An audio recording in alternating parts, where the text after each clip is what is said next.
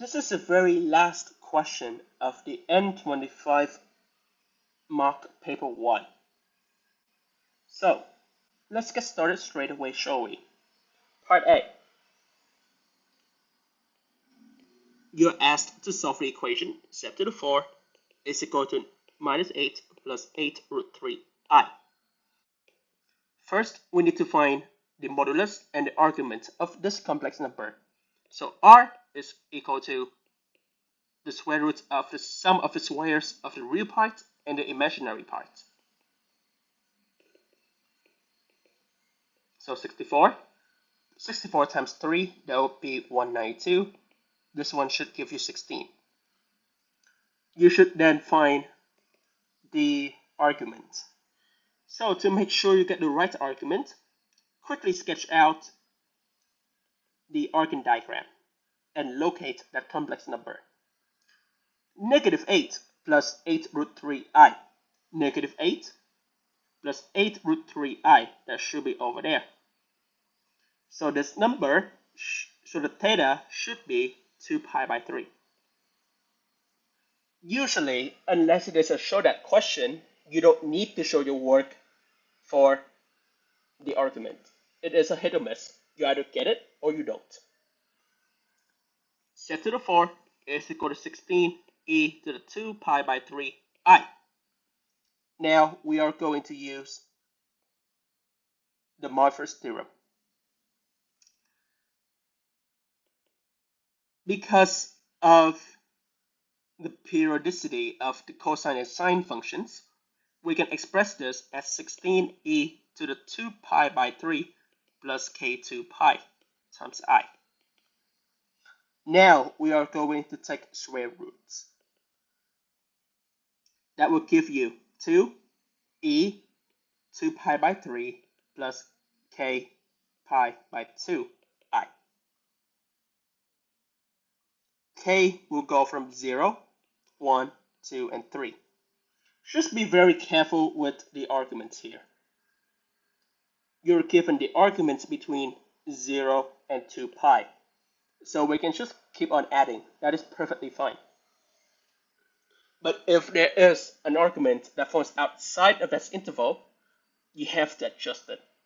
Otherwise, you will lose a mark. So, the first root, when k is equal to 0, that will be 2 cos of 2 pi by 3 plus I sine 2 pi by 3. Second root, that would be cos of 2 pi by 3 plus pi by 2. So 7 pi by 6 plus I sine 7 pi by 6.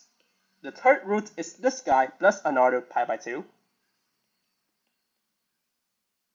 So 5 pi by 3. And the last one is going to be this guy, but subtract pi by 2. Because if we add another pi by 2 to this, we'll go outside of the interval.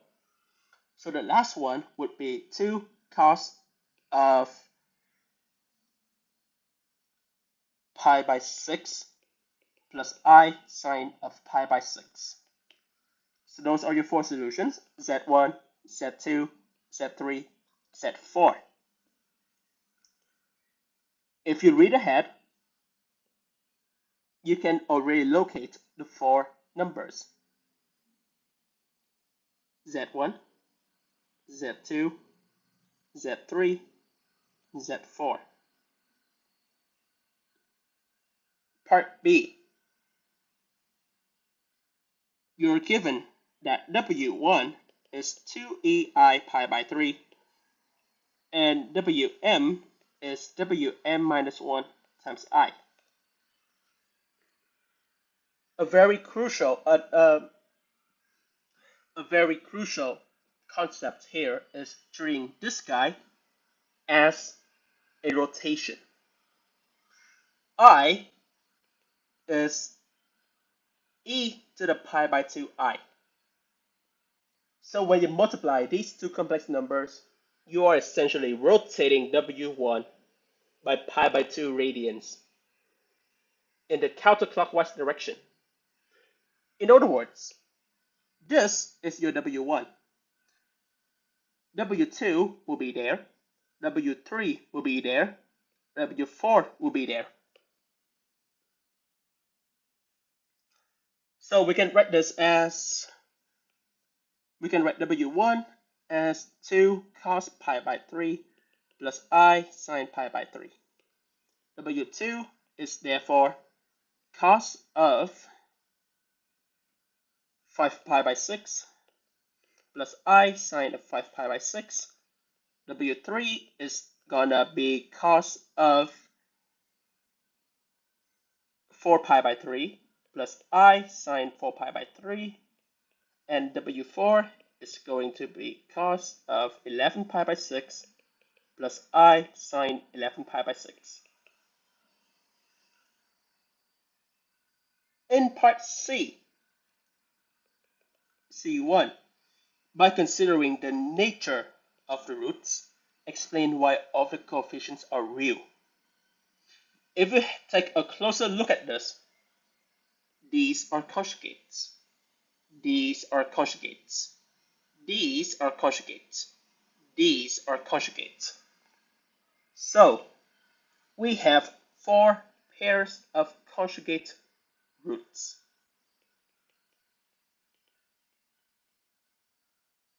So by the conjugate root theorem, we can say that all of the coefficients are real.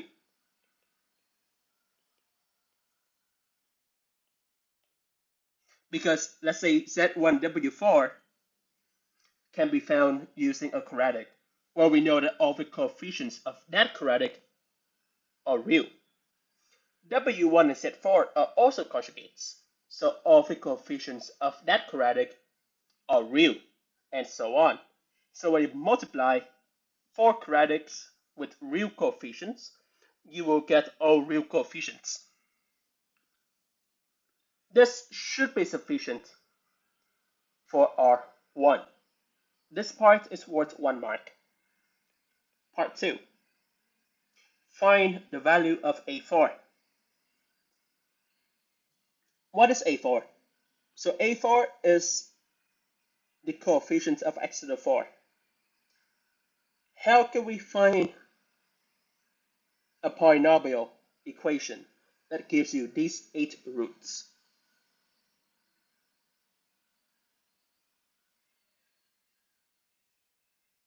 We know that the first part of the equation will be x to the 4 minus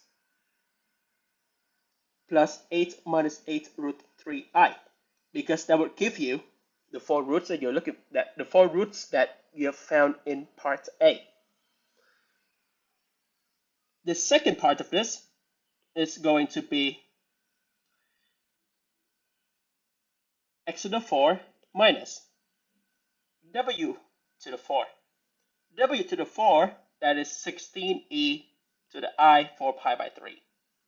I'm going to convert this to Cartesian. Sorry, to polar.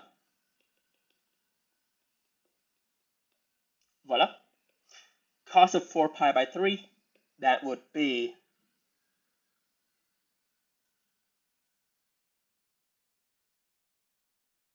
negative a half.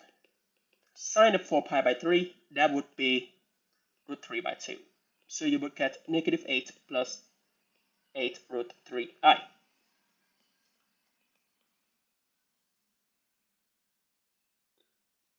Is 16. Sorry about that. Part D. A crucial thing, the key to part D is knowing how these roots are formed.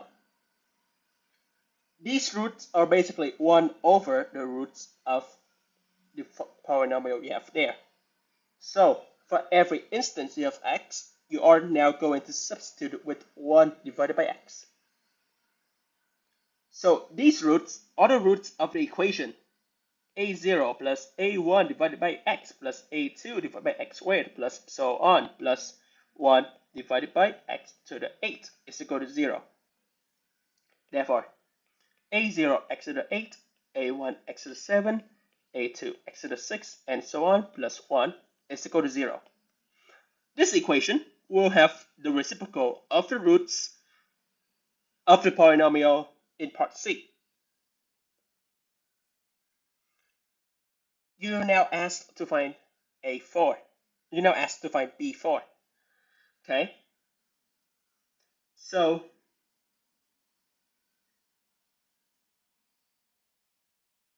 let's copy this again. This polynomial is equal to B4 is going to be A4 divided by A0. So A4 is going to be 16. And A0 is going to be 8 plus 8 root 3i, 8 minus 8 root 3i, and that would be 1 by 16. B2 is going to be 0 because the coefficient of A6 is 0 in the first place because there's no term in x to the 6 in part C. So this is the end of the entire exam. Let me know if you have any questions. This paper, I would say, is of a similar standard to the exam. It's a bit trickier than what you would normally expect, but it's also not ridiculously hard. It's still a challenge, don't get me wrong, and it's still a very good accomplishment if you are getting like 85%. But I think this is going to be good practice if you are going after a 7 on the RU exam. Best of luck, and I will see you around during the revision sessions. And of course, self-promo if you need a, and of course, self-promo if you're looking for a tutor for last-minute tutoring or for tutoring in general. Let me know, and I'll be more than happy to have the conversation.